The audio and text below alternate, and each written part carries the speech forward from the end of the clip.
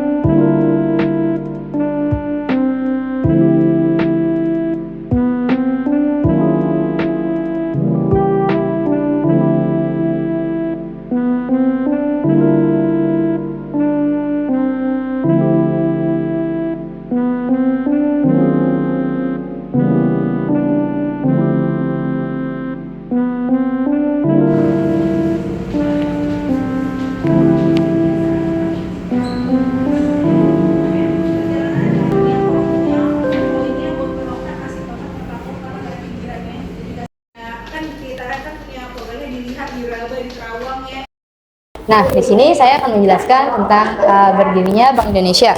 Setelah DJB dinasionalisasi, Republik Indonesia mendirikan Bank Indonesia berdasarkan Undang-Undang Nomor 11 Tahun 1953 tentang penetapan Undang-Undang Pokok Bank Indonesia yang disahkan pada 19 Mei 1953. Diumumkan 2 Juni tahun 1953 dan mulai berlaku pada 1 Juli 1953. Tanggal berlakunya UU tersebut diperingati.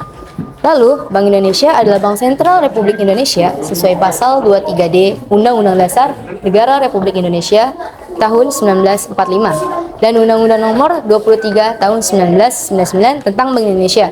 Sebelum seluruh sahamnya dibeli oleh pemerintah Indonesia, bank ini awalnya merupakan perseroan terbatas terbuka bernama De Javasche Bank NV atau DJB yang didirikan berdasarkan oktroi dan kemudian undang-undang pada masa pemerintahan Hindia Belanda. Sebagai bank sentral, BI mempunyai tujuan tunggal, yaitu mencapai dan memelihara kestabilan nilai rupiah. Kestabilan nilai rupiah ini mengandung 2 dimensi, yaitu kestabilan nilai mata uang terhadap barang dan jasa domestik inflasi, serta kestabilan terhadap mata uang negara lain atau kurs. Kedudukan Jepang membawa perubahan besar dalam sistem moneter di Indonesia. Jepang memperkenalkan mata uang baru yang disebut Gulden Jepang. Mata uang ini mengalami penurunan nilai drastis akibat hiperinflasi pada masa perang. Jepang mencetak mata uang Gulden baru sesuai standar Jepang sebagai alat pembayaran yang sah selama masa pendudukan Jepang di Indonesia. Tujuan Jepang melakukan hal ini agar harga barang-barang tetap stabil. Ciri khas dalam uang Gulden pada masa pendudukan Jepang adalah terdapat kode dalam bagian depan uang. Kode yang ada dalam uang tersebut huruf S. Huruf S ini adalah tanda bahwa uang tersebut dikeluarkan pemerintah Jepang dan berlaku di wilayah Hindia Belanda atau Indonesia.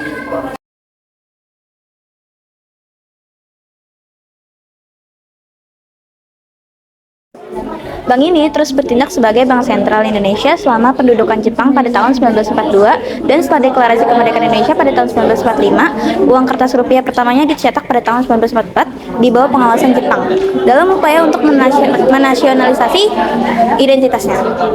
Sini saya akan menjelaskan asal mula Bank Indonesia. Asal mula Bank Indonesia adalah Dejavsi Bank atau yang disebut dengan DJB yang didirikan pada 1828 pada abad ke-15 ramainya perdagangan tersebut kemudian menghadirkan ekspedisi perdagangan bahasa Eropa di Nusantara.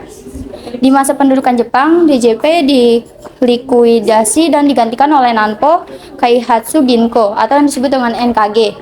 Setelah kemerdekaan, Belanda melalui Netherlands India Civil Administration atau NISA kembali mengaktifkan DJB.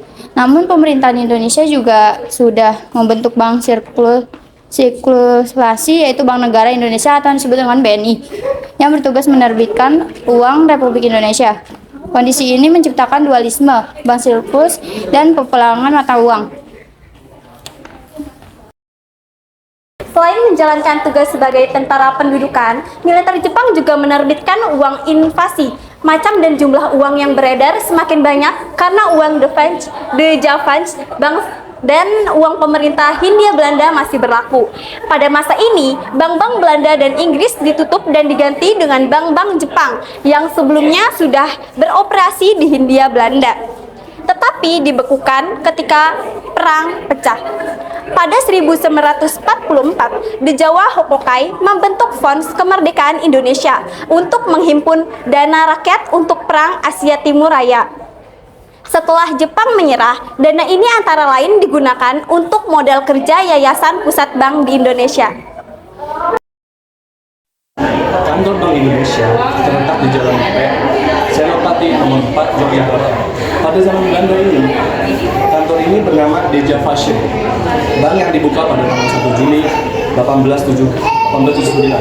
Pendiriannya terutama untuk mengakomodasikan usulan perusahaan yang memiliki kepentingan bisnis.